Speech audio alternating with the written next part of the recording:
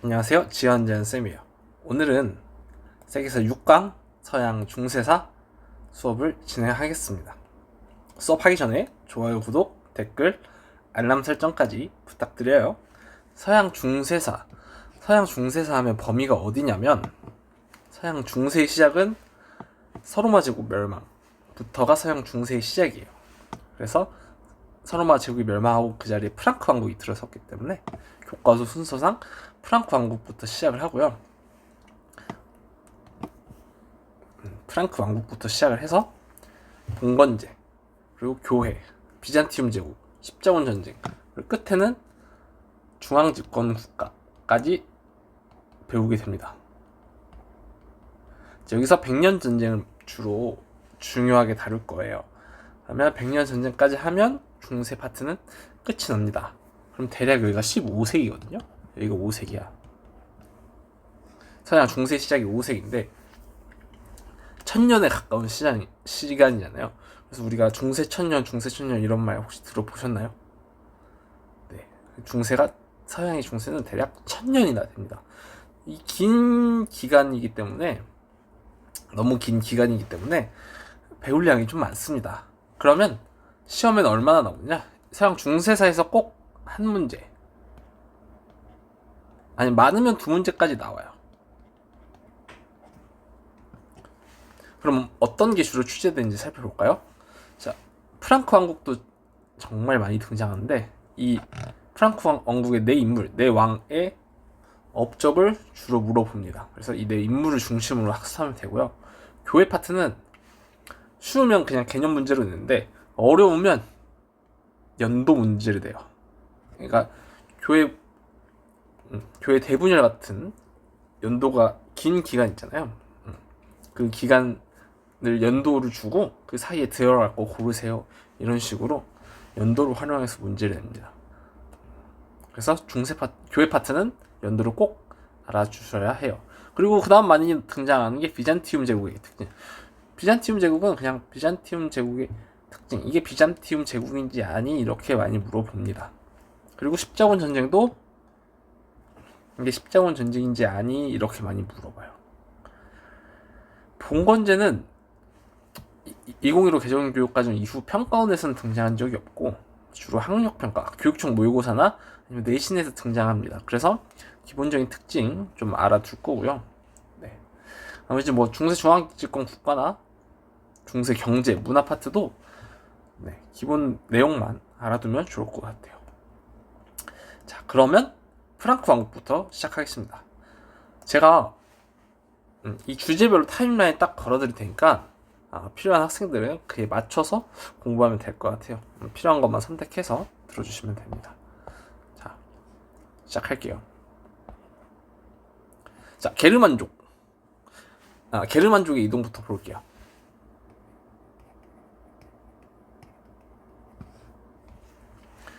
게르만의 뜻은 게르만어를 사용한다고 해서 게르만족이라고 이름을 붙여줬대요. 얘네는 주로 유럽 북부 지역, 발트해, 그러니까 스웨덴, 노르웨이 그쪽에서부터 여기 독일 북쪽, 여기 덴마크 쪽 있는데 여기에 살던 아이들이에요. 여기 위에 바다가 발트해거든요. 유럽 북부 지역, 스칸디나비아 반도에서 내려와서 여기까지 요 주변에서까지 살고 있었다. 여기 게르만족이다. 근데 4세기 말 훈족이 중앙아시아 유목민족이거든요. 이렇게 동부 유럽으로 이동해요. 그러면 얘네가 게르만족이 훈족이 무서워서 로마 영토 내로 이동합니다. 요 로마 영토 내로 이동해요. 특히 서고트족, 게르만족도 여러 민족이 있어요. 뭐 서고트족, 반달족, 뭐 여러 민족이 있거든요. 그래서 서고트족이 이동을 했는데 얘네가 이동하니까 다른 게르만족까지 따라 움직인 거야. 결국 다시 훈족 때문에 서고트족이 이동했고 서고트족 때문에 다른 게르만족까지 이동을 하게 됐다. 이게 게르만족의 이동이에요. 여기까지 어렵지 않죠? 네. 게르만족이 이동한 지역으로 이제 각자 흩어져요. 뭐 고트족은 서고트 왕국 쪽, 그러니까 이렇게 게르만족은 이동한 다음에 이동한 지역에서 각자 자기에 맞는 왕국을 건설합니다. 어디서? 서로마 제국 영토 안에서. 그냥 로마는 있지만 자기들 마음대로 나라를 세워요. 그게 대표적으로 뭐 서고트 왕국, 동고트 왕국, 반다 왕국, 프랑크 왕국이에요. 그래서 우리가 배우는 프랑크 왕국이 요만큼 있어. 그래서 프랑크 왕국은 이름만 들으면 프랑스랑 비슷하지만 프랑스, 독일, 뭐 북부 이탈리아 이런 여러 가지 유럽, 지금의 여러 유럽 국가들을 다 아우르는 국가였어요. 꽤 크답니다. 지금보다 훨씬 커요. 지금 프랑스보다 한 2-3배 크다고 생각하시면 돼요. 근데 이게 왜 가능했냐? 당시 로마의 힘이 점점 쇠락해 가고 있었죠. 약해지고 있었어. 결국 이 서로마 제국은 게르만족 출신 용병 오도아케르에 의해 멸망합니다. 뭐 이미 그 전부터 로마 역사 좋아하는 친구들은 알겠지만 계속 게르만족이 로마를 괴롭혀요. 결국 이제 어쩔 수 없이 476년에 멸망하게 됩니다. 이때부터 중세 유럽의 시작이라고 생각하시면 됩니다. 자, 그럼 이 프랑크 왕국이 건설됐고 프랑크 왕국이 유럽의 본토로 거의 차지했잖아요. 그렇기 때문에 우리가 프랑크 왕국을 중요하게 봅니다. 그래서 프랑크 왕국에 대해서 자세히 살펴보겠습니다. 프랑크 왕국을 처음 세운 사람은 클로비스라는 인물이에요. 자, 그래. 프랑크 왕국을 본격적으로 배우기 전에 이 네 인물의 이름 순서부터 외워볼게요. 이거 많이들 들어봤을 거예요. 이것도 제가 만든 건 아니고 저도 다른 선생님들이 하는 거 보고 배운 거예요.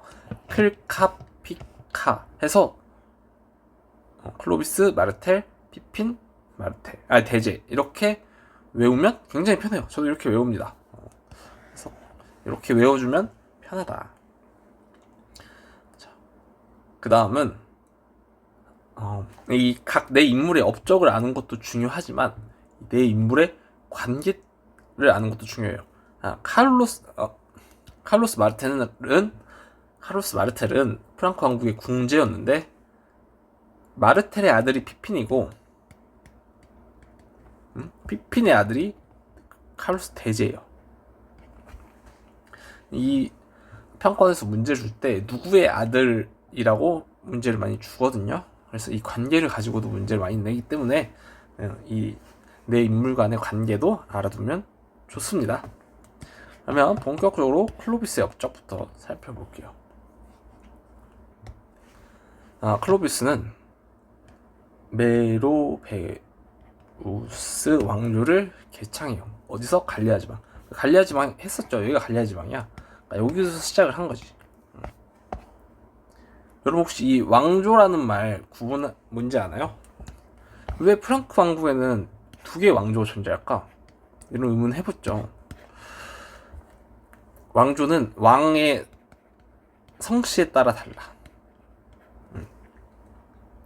근데 이게 프랑크 왕국의 특수한 점인데 프랑크 왕국 내에서 그냥 프랑크 왕국이라고 칭하고 왕의 성씨가 이름이 바뀐 거야. 클로비스는 자기 할아버지 이름을 따서 메로베우스 왕조라고 왕조의 이름을 정한 거예요. 그러니까 처음 시작하는 왕의 이름이 메로베우스였던 거지. 근데 이따 배우겠지만 피피는 자기 아버지 카를로스 마르텔의 이름을 따서 카를로스 왕조라고 했어요. 근데 자기도 프랑크 왕국이라고 인지를 한 거지 스스로. 이 말이 이해가. 그래서 왕의 이름이 다르면 왕 성씨의 이름이 다르면 왕조가 보통 바뀐다고 생각하면 돼요. 그렇지만 얘네 둘은 서로 자기 스스로를 프랑크 왕국이라고 인정했기 때문에 프랑크 왕국 안에서 이름이 다 왕의 성씨가 다른 왕조가 존재한다 이렇게 생각하면 됩니다. 우리나라는 왕조가 바뀌면 나라도 바뀌잖아요. 그러니까 고려랑 조선이랑은 다른 나라죠. 고려는 왕씨고 조선은 이씨 국가이기 때문에. 근데 그래서 조선 왕조, 고려 왕조 이렇게 아예 왕조도 다르고 나라도 다르지만 얘네는 그냥 한 왕조 안에 왕의 성씨만 다르게 존재한다. 그리고 알아두시면 조금 공부하는데 이해하기 편하지 않을까 싶어서 설명을 해봤어요. 자, 클로비스는 그래서 메로베우스 왕조를 개창합니다. 그리고 로마 가톨릭으로 개종해요. 어쨌든 이 영토도 기존에 로마의 영토였잖아요. 여기 카이사르가 이쪽 차지한 거 기억나시죠? 여기도 로마 영토였는데 어쨌든 프랑크 왕국 사람들은 게르만족이야. 자기들 이민족이야. 여기 와서 적응을 하면서 살아야 되잖아. 그리고 기존의 로마 사람들이랑 사이좋게 잘 지내야 돼. 그러려면 이 또 종교만한 게 없거든요. 내가 너네 종교를 믿는다고 하면 그 사람들이 나를 받아들여주지 않을까? 특히 정근대 사회에는. 그래서 로마 카톨릭, 특히 로마에서 공인한 아타나시우스파로 개종합니다. 로마 주민들과 융합하기 위해서. 자, 그 다음이 카를로스 마르텔이에요. 이 사이는 굉장히 긴 시간이야. 클로비스는 5세기 사람이고 마르텔은 8세기야. 그리고 칼로스까지 9세기거든요. 그래서 이 사이가 굉장히 텀이 길어요. 그 사이에 있는 왕은 우리가 안 배웁니다. 몰라도 돼요. 그러니까 사이가 길다. 요 정도만 알아두면 됩니다. 카를로스 마르텔은 프랑크 왕국의 궁제예요. 재상. 여러분 재상, 궁제 이런 말 어렵죠? 그냥 쉽게 생각하면 우리나라로 치면 국무총리라고 생각하면 돼. 세컨드, 2인자. 이해 가시죠? 왕이 있고 그 밑에가 카를로스 마르텔인 거야. 아시겠죠? 마르텔은 그 투르푸아티에 전투에서 승리합니다. 누구랑? 우마이야 왕조랑 싸워서. 우마이야 왕조 배울 때 나오겠지만 우마이야 왕조는 그 스페인 거쳐서 유럽까지 치고 가요. 스페인까지 진출한 다음에 여기 보면 여기가 스페인이죠. 그래서 이렇게 치고 들어간 거야. 근데 투르푸아티에라는 장소에서 카를로스 마르텔이 우마이 왕조를 물리쳤다. 그래서 우마이 왕조는 더 이상 유럽으로 들어가지 못했다. 이 정도만 알아두면 좋을 것 같아요. 그리고 이 롬바르드족, 랑고바르드족도 게르만족이거든요. 근데 얘네는 이탈리아 쪽으로 갔는데 얘네가 이탈리아에 있는 교황청을 계속 괴롭히는 거야. 그래서 카를로스 마르텔이 랑고바르드족으로 혼내줘서 교황청을 한번 도와준 적이 있다. 이 정도 알아두면 좋을 것 같아요. 다음 피핀. 이 사람 찾아보면 막 페팽 이렇게 부르는 사람도 있어. 이건 번역의 차이거든요. 그러니까 아직까지 외래어가 번역이 어려운 경우가 많아요. 어쨌든 약간의 잡담이었습니다. 이 피핀은 카를로스 마르텔의 아들이에요. 피핀도 궁제였지만 프랑크 왕국의 궁제였지만 궁제에 만족을 못한 거야. 늘 그런 사람들이 있잖아. 이 더 큰 꿈을 꾸는, 더 큰 자리를 원하는 사람들 있잖아요. 피핀은 본인이 왕이 되고 싶어 했어. 그래서 카롤루스 왕조로 개최한 거야. 본인 아버지 이름을 따서. 근데 이때 교황도 지지해요. 이때부터 카를로스 집안이랑 교황이랑 사이가 좋았기 때문에 교황도 지지를 합니다. 그리고 이 중부 이탈리아 지역을 기정해요. 피핀도 이 롬바르드족을 공격해서 이탈리아 중부 지역을 얻거든요. 그러니까 카를로스 마르텔 시절부터 롬바르드족을 혼내줬지만 피핀 시절까지 계속 롬바르드족이 교황청을 괴롭힌 거야. 이번에는 좀 크게 혼내줘야겠다. 피핀 생각해서 이번에 롬바르드족을 조금 크게 혼내줘요. 그리고 이때 이탈리아 중부 지역을 얻어와. 이거를 교황에게 기증해요. 그래서 이 땅이 훗날 교황령이 된다.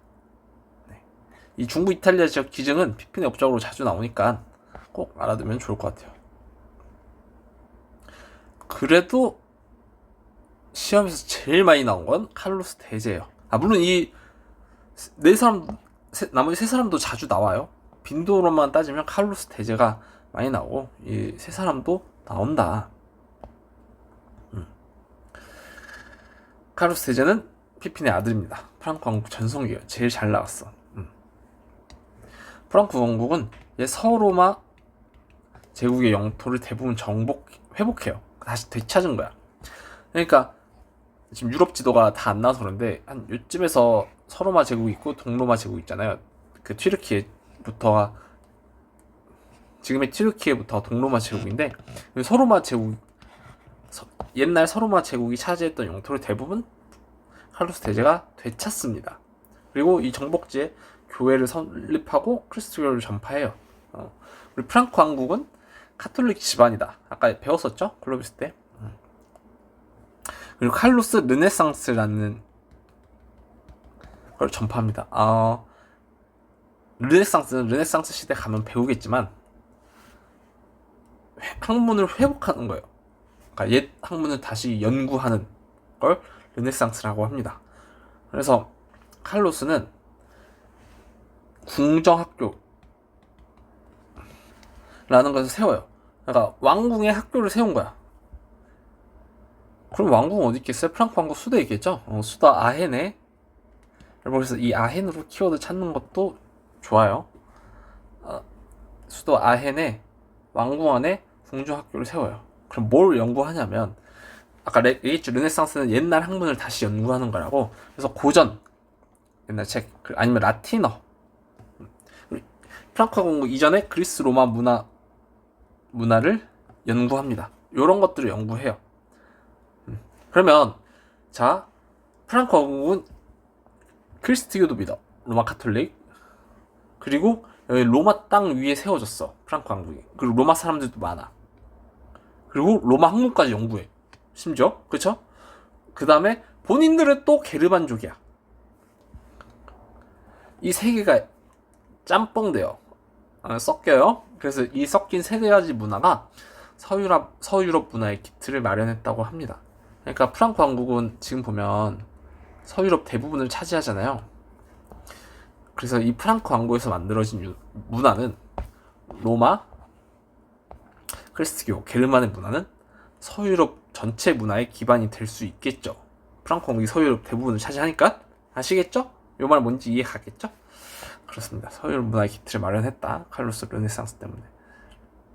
그리고 서로마 황제의 대관합니다. 서로마 황제로 임명을 받아요.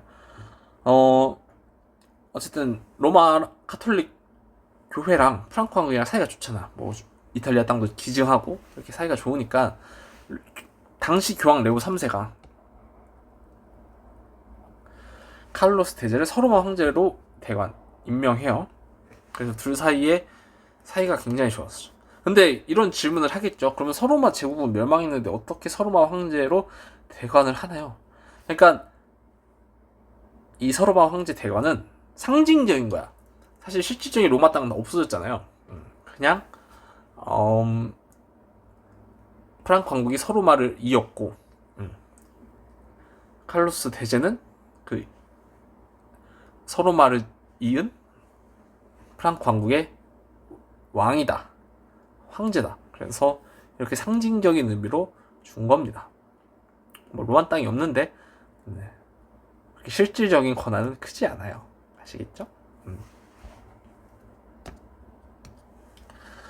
대신 사실 칼로스 대제는 실질적인 권한은 없고 상징적인 명예만 얻었지만 교황은 든든한 자기 편을 얻은 거야. 교황은 사실상 이런 군사적인 힘이 없기 때문에 자기를 지켜줄 아까 막 롬바르드정 공격할 때 아무것도 못했거든요. 자기를 지켜줄 군사적인 힘이 필요했는데 그걸 프랑크 왕국으로부터 얻게 되는 거지. 이제부터 본격적으로. 둘이 사이가 굉장히 좋아졌다. 이렇게 알아두시면 좋을 것 같아요. 자, 프랑크 왕국의 분열. 프랑크 왕국은 왕이 죽으면 자기 자식들한테 땅을 물려줘야 되는 전통이 있어요. 그게 그래서 베르댕 조약 그리고 메르센 조약 두 번으로 땅이 갈라져. 보여드릴게.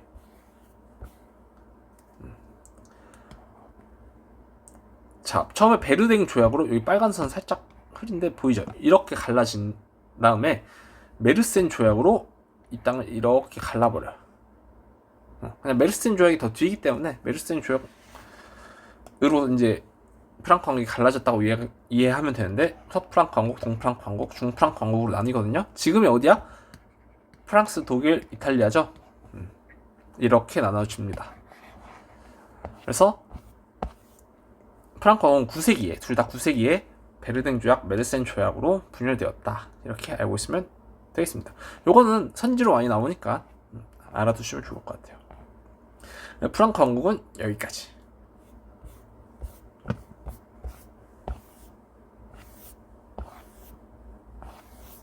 다음은 봉건제입니다. 봉건제예요. 지금 찍고 있는 시점이 6월인데 여러분 날이 급 더워졌죠. 이 더울 때 학생들이 많이 지치거든요. 그래서 시원한 물 같은 거 많이 먹고 더우면 좀 아이스크림이나 시원한 음식도 좀 챙겨 드세요. 근데 너무 많이 먹지 말고, 너무 많이 먹으면 배탈 나니까 적당히 챙겨 먹고 시원한 음료수 같은 것도 적당히 먹고 물도 많이 드시고, 더우니까 어디 가지 말고 시원한 스카에서 공부하면 좋을 것 같아요. 그리고 영양제 같은 거 챙겨 먹는 것도 좋아요. 그러니까 잘 챙겨 먹고 음식도 잘 챙겨 먹고 건강 잘 챙기면서 지치지 말고, 이때 지치면 조금 성적이 많이 떨어질 수가 있어요. 이 더운 여름 잘 지내서 또 좋은 성적 있길 바랍니다. 그러면 봉건제부터 시작할게요. 게르만족 이후에 또 노르만족이라는 애들이 이동을 해요. 그러니까 게르만족이랑 다른 민족이거든요. 얘네도 북유럽에 살았는데 얘네도 이제 추운 곳에 살다 보니까 식량이 부족해요. 그래서 식량과 영토, 좀 따뜻한 땅을 찾아서 남쪽으로 이동하죠. 그래서 유럽 각지의 나라를 건국합니다. 그리고 본인들이 살던 곳에는 노르웨이, 스웨덴, 덴마크라는 나라를 건국해요. 이 나라들이 그때부터 시작됐어. 그래서 노르만족이 그 밑으로 내려와서 세운 나라들은 프랑스의 노르망디 공국, 영국의 노르만 왕조, 이탈리아의 시칠리아 왕국, 이런 게 있어요. 이런 거는 선지로만 나올 거예요. 그러니까 이런 거면 노르만족 애들이 이동해서 세운 국가다, 이 정도만 알아두면 됩니다. 그리고 러시아엔 노브고로드 공국, 키예프 공국 등을 세웁니다. 이 정도만 알아두면 충분해요. 아시겠죠? 자, 그리고 봉건제입니다. 근데 봉건제도 어렵게 나오면 굉장히 어렵지만 아직까지 평가원에선 등장한 적이 없어요. 2015 개정결정 과정 이후에, 그러니까 2021학년도 평가원 모의고사에서 21학년도 이후에 평가원 모의고사에선 등장한 적이 없고, 학력평가나 수능, 아니면 그 옛날 이전 기출에는 있어요. 이전 평가원 기출에 있는데, 그래서 그냥 봉건제가 어떤지 설명하고, 주로 나오면 이 농노의 특징, 뭐 봉건 영주의 특징, 이렇게 많이 나오거든요. 그 위주로 살펴볼게요. 요 그림은 요 설명을 듣고 한번 보면 이해가 되니까 설명부터 해보겠습니다. 봉건제가 뭐냐면, 자, 이런 거야. 우리 중국사, 동아시아사나 서양사에서 이미 중국사 배운, 세계사에서 중국사 배운 친구들은 봉건제 들어봤죠? 주나라 때 봉건제가 있었죠. 그러면 이거는 황제나 왕 입장에서 자기 밑에 제후한테 땅을 주는 거야. 봉한다라고 표현을 해요. 그래서 땅을 주는 걸 봉한다라고 표현을 하는데, 그래서 땅을 준다라는 의미를 갖고 있고요. 건제는 나라를 세우다야. 그러니까 그 밑에 제후는 그 지역에 자기 나라를 세우는 거지. 이해 가죠?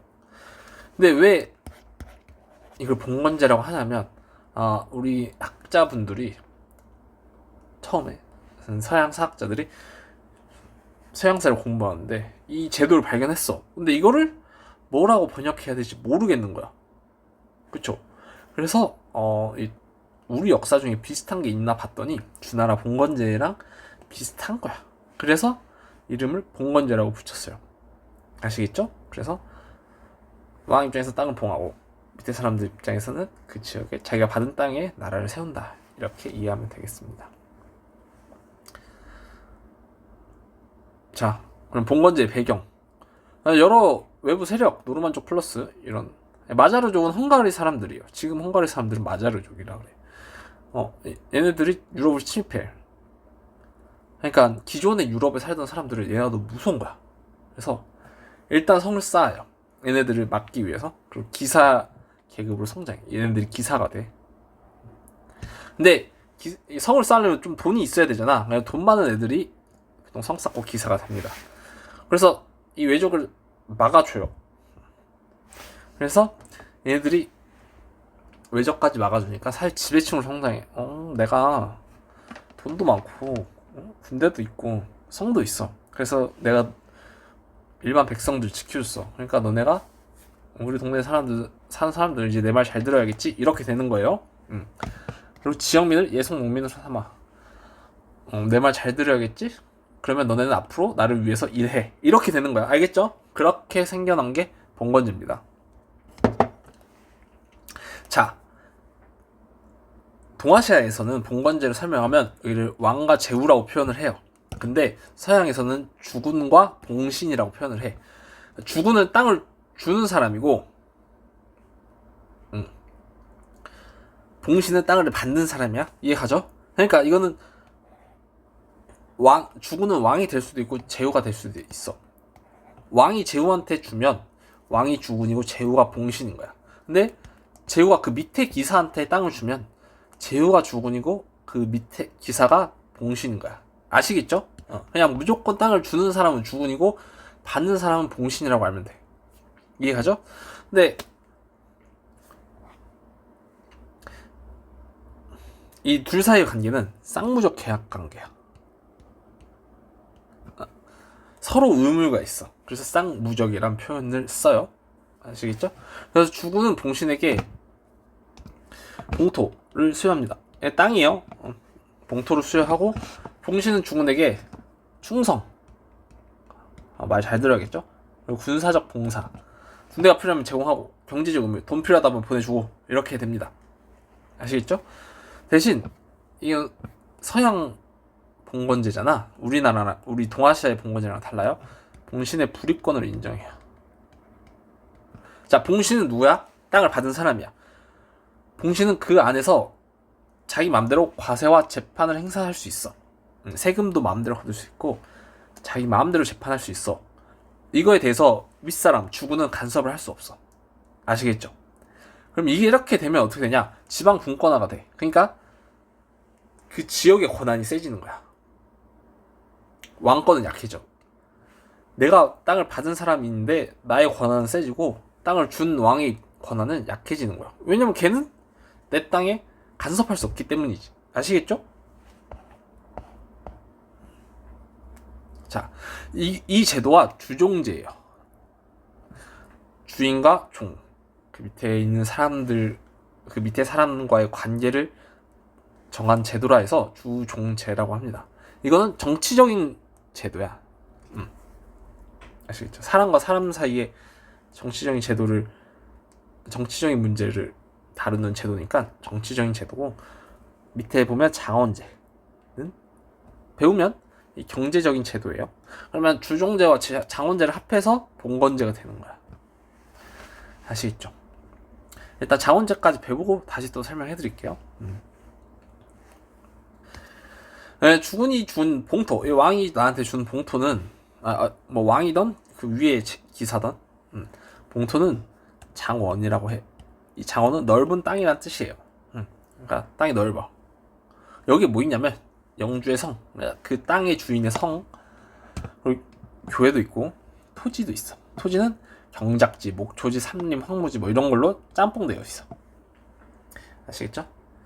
자, 근데 이 토지 중에 봐봐, 경작지가 있잖아. 경작지는 농사 짓는 땅이라고 생각하면 돼요. 농사 짓는 땅은 어떻게 구성되어 있냐? 영주 직영지와 농노 보유지로 구성되어 있어.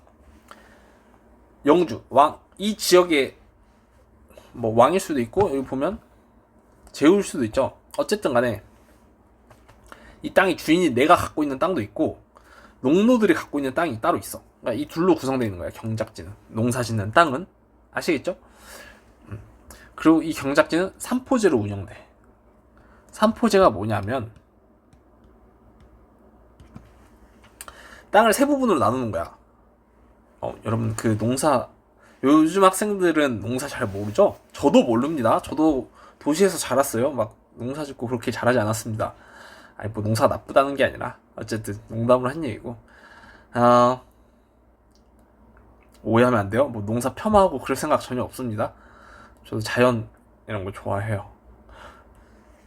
네, 어쨌든 그 농사를 지으려면 땅이 쉴 기간이 필요해. 왜냐면 땅에 영양분을 그 농작물들을 먹고 자라는 거거든요. 어쨌든 근데 그 영양분이라는 건 한계가 있잖아. 그러니까 그 하염없이 영양분을 줄 수는 없어요. 땅도. 그래서 봄에 짓는 땅, 가을에 짓는 땅, 쉬는 땅으로 3등분해서 나누는 거야. 그래서 여기는 봄에, 여기는 가을에 여기 쉬고, 그럼 그 다음 해에는 바꿔서 여기가 쉬고, 여기가 쉬고, 여기 봄에 짓고, 여기 가을에 짓고, 그 다음엔 여기 쉬고, 여기 봄에 짓고, 여기 가을에 짓고, 이렇게 돌아가면서 땅을 짓는 거지.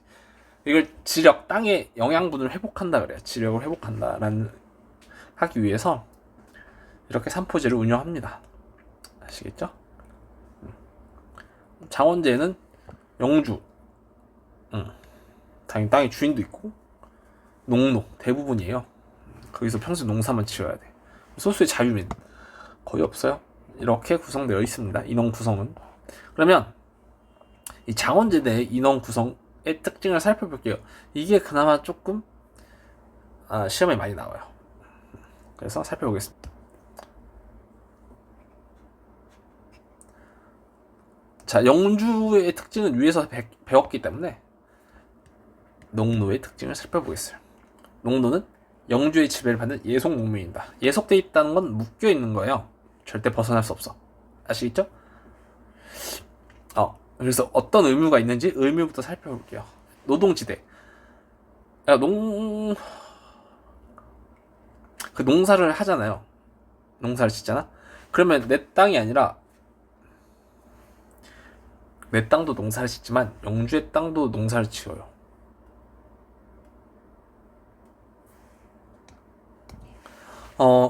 근데 사실상 이 농노가 가진 땅도 실질적인 그 땅의 주인은 농노지만 원칙상 주인은 영주예요. 그러니까 영주가 잠시 빌려줬다고 생각하면 돼. 이 농노 보유지도 이해 가나요? 소장농이라는 얘기지 우리나라로 치면. 본인 땅은 그러니까 본인이 관리하는 땅이지만 사실상 영주 땅이다. 원칙상 영주 땅이다. 아시겠죠? 그래서 이 땅을 이용하는 월세라고 생각하면 됩니다. 지대를 제공해야 돼요. 뭐 세금으로 내기도 하고 농산물로 내기도 하고 아니면 노동으로 때우기도 해. 그래서 매주 2, 3일간 한 주에 치르니까 2, 3일간은 영주 직영지를 경작합니다. 가서 몸으로 때우는 거죠. 가서 농사 지어주고 대신. 그리고 공납도 바쳐요. 뭐 현물 이제 그 쌀 2회 유럽은 밀가루겠죠? 밀 2회 이외에 여러 세금도 바쳐요. 뭐 옷감이라든지 또 뭐가 있을까? 빵이라든지 포도주 이런 것도 많이 바칩니다. 그리고 세금 의무가 많아요. 뭐 인두세 사람마다 내는 거, 사망하면 또 사망세네, 혼인하면 혼인세네. 세금이 많죠. 그리고 재판은 무조건 영주 법정에서 재판을 받아야 돼. 그럼 문제가 뭐냐면 그 재판 받은 비용을 또 내야 돼. 돈 엄청 뜯기죠. 그리고 시외살 뭐 물레방아라든지 뭐 농사 지을 때 필요한 기구라든지 이런 거 있잖아요. 이런 거는 무조건 그 장원 내 영주 거의 시설을 강제로 이용해야 돼. 그러면 이용한 비용은 또 비용대로 들겠죠? 이것도 영주한테 돈을 냅니다. 한마디로 의무는 대부분 다 돈 내는 비용이다. 돈 내는 의무다. 영주한테 온갖 거 뜯기기만 했다. 이렇게 생각하면 됩니다. 자, 없는 권리 살펴보겠습니다. 뭐가 없어? 거주 이전에 자유가 없어요. 아까 예속되어 있다 했죠? 평생 그 땅에 묵혀서 살아야 돼요. 힘들겠죠? 가지고 있는 건 혼인 권하고 농노 보유지. 결혼을 할 수 있었어요. 그리고 아까 얘기했듯이 이 땅에 대한 관리는 분배받은 일정 부분의 땅은 내가 관리할 수 있어. 그래서 이걸 재산으로 보기 때문에 농노 보유권 아니라 농노가 아니라 농지 보유권. 오타예요. 농지 보유. 그 농노가 분배받은 농노 보유지는 본인 땅으로 재산으로 인정을 받았어요. 아시겠죠? 대신 세금을 냈다. 이런 정도만 알고 있으면 됩니다. 자유민은 뭐 납세, 군역, 군대로 가고 재판의 의무가 재판받을 때 영주의 땅에서 재판받아야 할 의무가 있었어요. 이 정도만 있다. 자유민은 이렇게 있다. 농노의 특징이 시험에 제일 많이 나와요. 그래서 이 정도만 알아두면 됩니다. 그리고 이 시기에 발전한 봉건국가가 몇 개 있어요. 여기도 많이 나오진 않고 선지로만 등장하니까 이런 게 있다. 이렇게만 알아두면 좋을 것 같아요. 그 동프랑크, 여기가 독일이었죠.